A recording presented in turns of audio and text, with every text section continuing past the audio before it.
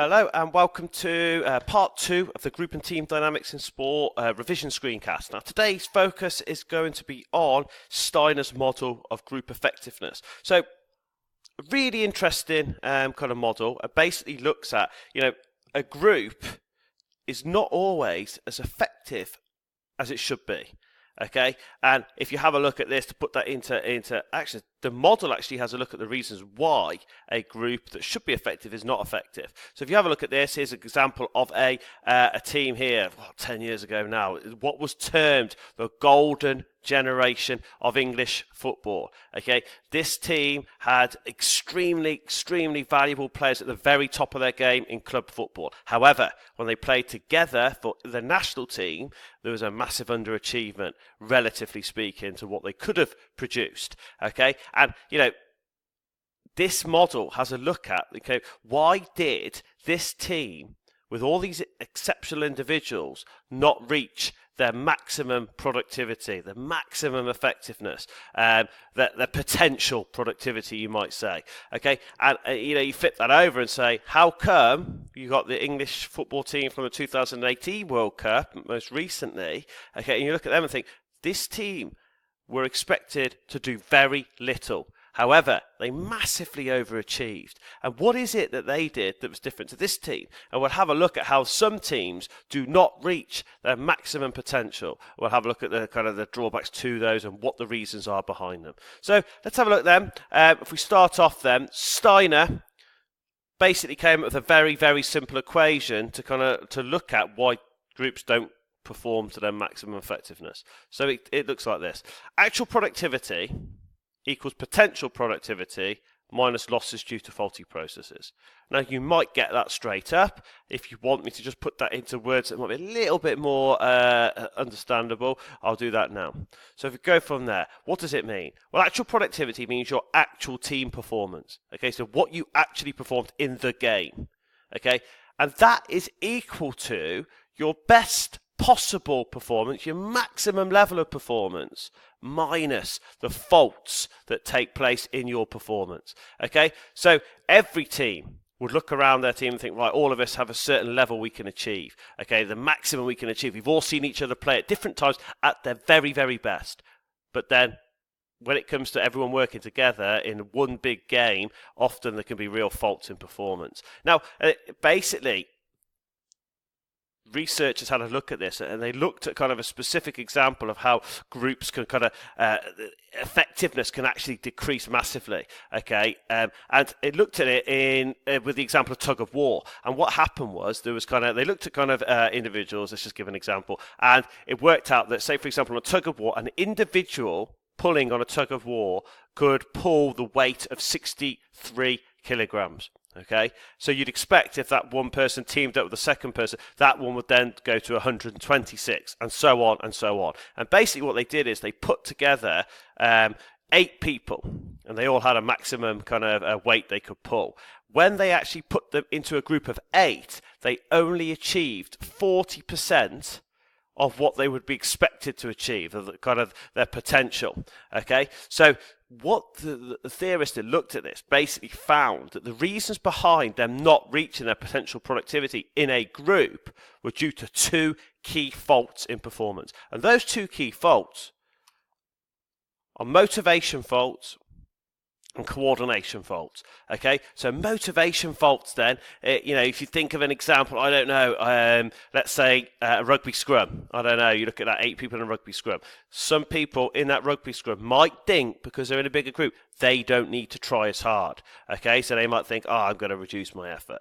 Okay, coordination faults are often to do with positioning and timing, and these can cause, well, not necessarily motivation, that you're not trying hard, but you're just coordinating incorrectly. A rugby scrum again, let's think of that as an example. Okay, you've got the the front row, okay, and you've got the timing at which they engage in the scrum is slightly out, which means the scrum keeps collapsing. Okay, that is an example of kind of a coordination fault. Now, when you get into the exam, what are they expecting you to be able to do? Well, when you're talking about motivation faults, we'll look at this first. So motivation, that kind of reduction in effort by an individual in a group environment, it's got a name. And psychologically speaking, when you have a motivation fault, okay, it is called social loafing. Okay, so when we look at motivation problems or motivation faults, the term you have to know is social loafing. That basically says that as a group size increases, certain individuals' motivation or effort decreases.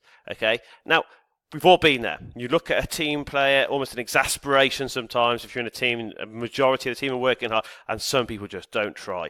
It's really frustrating for both the team and also the leader. Okay, and you look at that, and that's a good example here. I look at, say, for example, pressing in football or hockey. The ball's up the high end, the defensive end of the pitch for the opposition, and the group go to press. 2 or 3 people don't do it.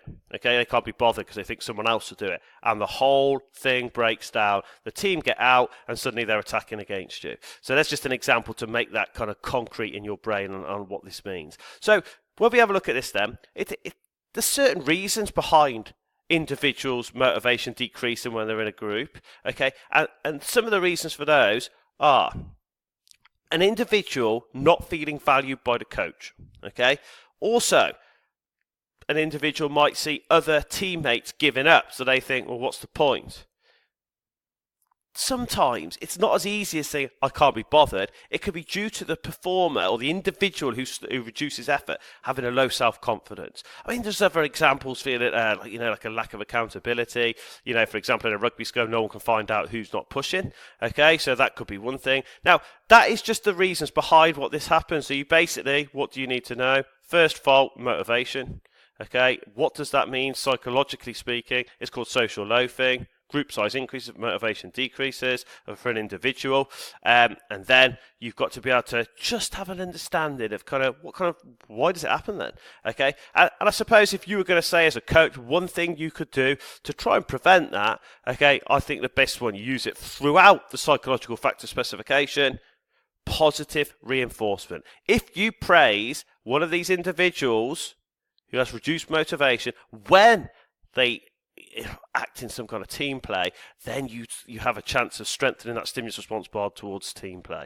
So that's the first one. Okay, what is most important on this? It's important to know that the faulty processes, motivation problems or faults. 1, social loafing. 2, describe social loafing, and if you could get one cause of that, that's absolutely great. Going on then, the second reason behind people's reduced performance, the reason why they don't hit their potential productivity, is coordination faults. Now, coordination faults then, psychologically speaking, we need to translate this into kind of an effect, and the effect is the ring of an effect. The ring of an effect then proposes that as the group size increases, coordination decreases. So, for example, you have a rugby team, okay, are way more likely to encounter coordination problems, positioning, timing, than a basketball team, because a rugby team has 15, whereas a basketball team has 5. So it's easier to practice and coordinate amongst 5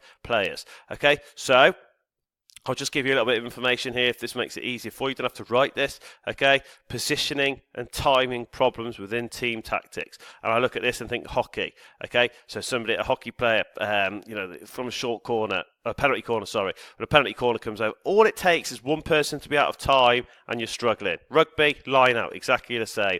Jumper goes up at the wrong time, okay, the whole move falls flat on its face, the other team turn the ball over. So you look at those, there's loads of examples of this. I've talked about the scrum earlier in that. So again, what do you need? You need to know that the second fault that prevents potential productivity is coordination. Okay, coordination is also referred to as the ring of an effect. The ring of an effect proposes, as I've said there. So make sure you have an example that you could use for that, whether it's a scrum, whether it's a line out with a penalty corner, and that will be absolutely fine. Okay, so what is it that causes these positioning and timing errors? Okay, well the causes are, of course, most easy, of course, is that this. Large groups, and then on top of large groups, when you have a large group, if the leadership is poor with regard to poor tactics, this is going to cause problems for positioning and timing. Okay, so if you haven't practiced positioning and timing of certain moves in a line out, in a scrum, whatever, you're way more likely to encounter problems. So in order to prevent that, one way a coach may use is to rehearse team plays, such as scrum, such as lineouts, such as pressing, such as corner routines. Okay, so that will be one way of preventing it there if you want to make a note of that. Okay, so that is kind of what you need to know with regard to Steiners' model. Pretty straightforward. We need to know this, and then when we get to the faults, this is the key bit. Why do all teams not reach their potential? Well, it's because of these. Okay, and these are the two key things that Steiner proposes that will prevent potential productivity. So, exam question. I'll give you this exam question now.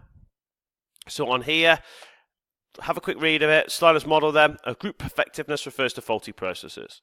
Identify and explain one faulty process that might affect the hockey team's effectiveness. Is the second part of the question you did on stages of group development. If you have a look at that, pause it now and see what you can do.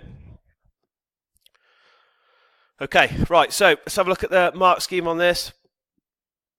So you've got here then, faulty process, you could pick either. So the first one I've just highlighted here, coordination losses, faults, Ringleman effect. When you've done that, you then need to make sure you have, and I've kind of put what I put in the PowerPoint to show you where it comes on the mark scheme. Group size increases, coordination decreases, could be due to poor tactics. Okay, so from there then, that will be 2 marks there. On top of that, the other one you could have gone for, motivational losses or social loafing. On top of that, individual in a team suffers a drop in motivation due to group size increasing, for example. Or it's got here, as group size increases, individual motivation effort decreases. Okay, so hopefully you have got information there that you could use. So that is the end of that screencast. Okay, so you can see how that would work. Make sure you can do the model, you can draw it. Make sure that you can then talk about those faults and how they might work. Okay, thank you.